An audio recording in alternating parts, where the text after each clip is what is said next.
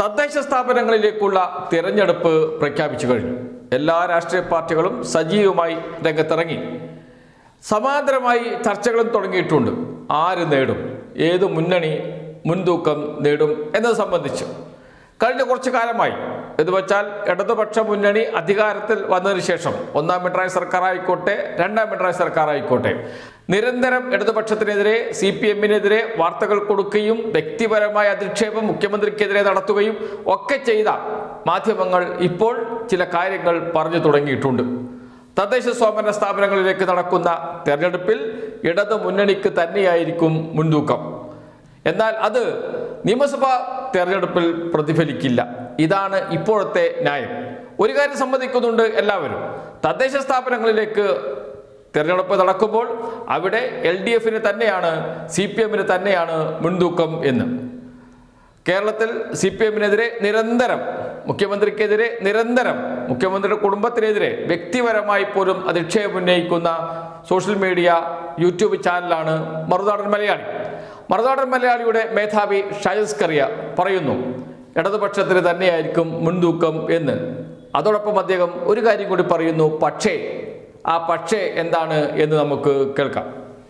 Congress party നേരിടുന്ന ഏറ്റവും വലിയ വെല്ലുവിളി തദ്ദേശ സ്വയംഭരണ തെരഞ്ഞെടുപ്പിൽ തോൽക്കുന്നവരും ജയിക്കുന്നവരും ഒക്കെ നിയമസഭാ തെരഞ്ഞെടുപ്പിൽ മത്സരിക്കുന്നവരും തോൽപ്പിക്കാൻ രംഗത്തിറങ്ങുമെന്നതാണ്. ഇക്കുറിയും ഇത് UDF-നെ ദോഷമായി ബാധിക്കും, പ്രത്യേകിച്ച് കോൺഗ്രസിനെ ദോഷമായി ബാധിക്കും.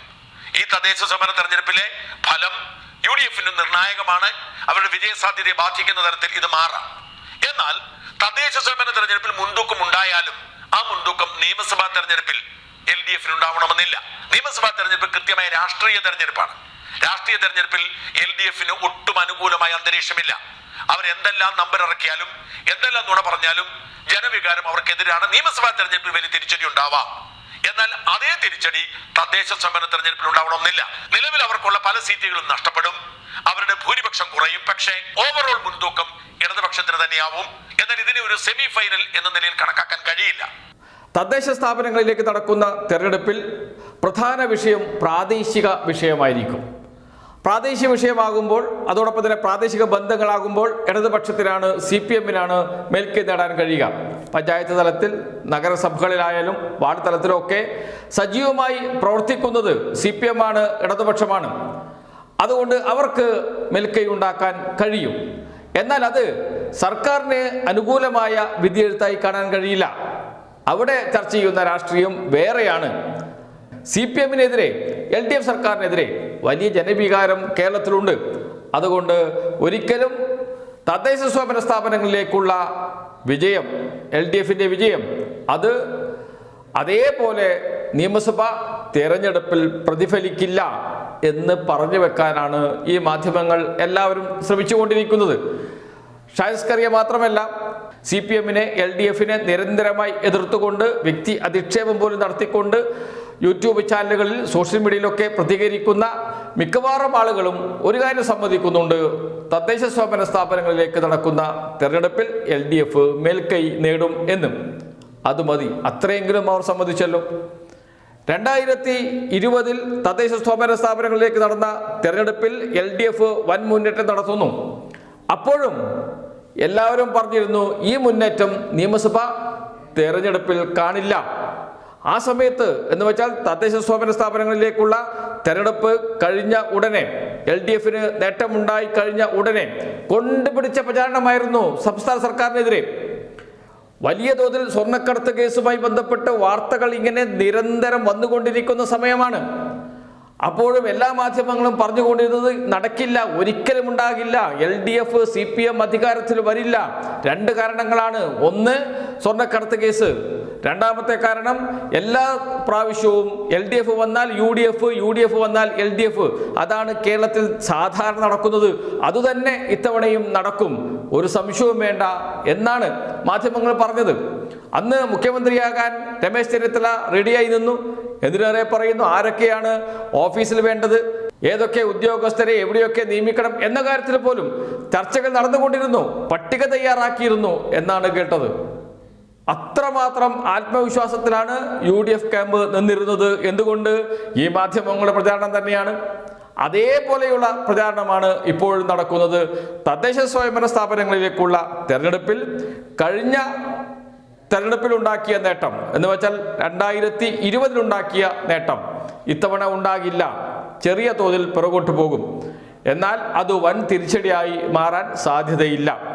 2026 തെരഞ്ഞെടുപ്പിലും LDF തന്നെ വിജയിക്കും.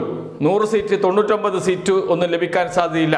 80 സീറ്റിന് മുകളിൽ സീറ്റ് ലഭിച്ച് LDF തന്നെ അധികാരത്തിൽ വരും. അതാണ് ഇപ്പോഴത്തെ കേരളത്തിൻ്റെ രാഷ്ട്രീയ സ്ഥിതി. അതിപ്പോൾ ഇവരാരും സമ്മതിക്കില്ല. ഇപ്പോൾ സമ്മതിക്കുന്നത് എന്താണ്? തദ്ദേശ സ്ഥാപനങ്ങളിലേക്ക് LDFന് മുൻതൂക്കം ലഭിക്കും.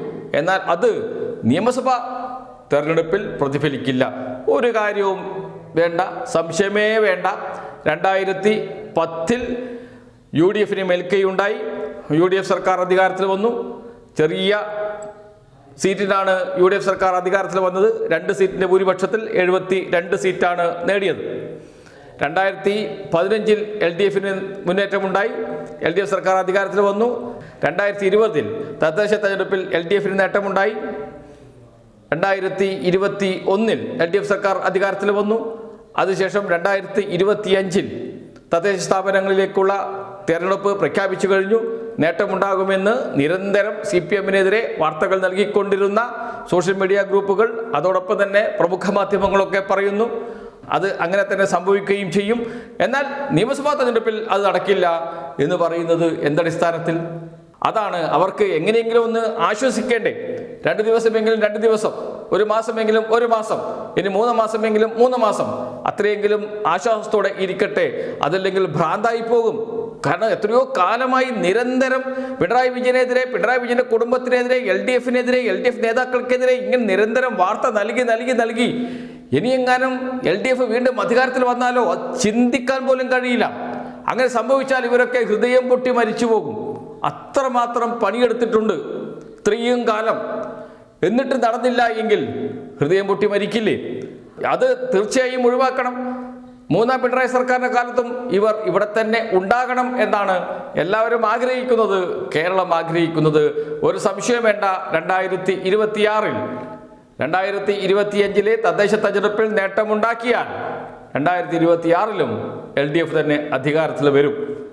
അതിനുശേഷം 5 വർഷവും നിങ്ങൾക്കിങ്ങനെ CPMനെതിരെ, പിണറായി വിജയനെതിരെ, പിണറായി വിജയൻ മുഖ്യമന്ത്രി ആവുകയാണെങ്കിൽ അദ്ദേഹത്തിനെതിരെ, ഇനി വേറെ ആരെങ്കിലുമാണ് മുഖ്യമന്ത്രി ആകുന്നതിൽ അദ്ദേഹത്തിനെതിരെ അല്ലെങ്കിൽ അവർക്കെതിരെ നിരന്തരം ഇങ്ങനെ പറഞ്ഞുകൊണ്ടിരിക്കാം എന്നല്ലാതെ മറ്റൊന്നും സംഭവിക്കാൻ പോകുന്നില്ല.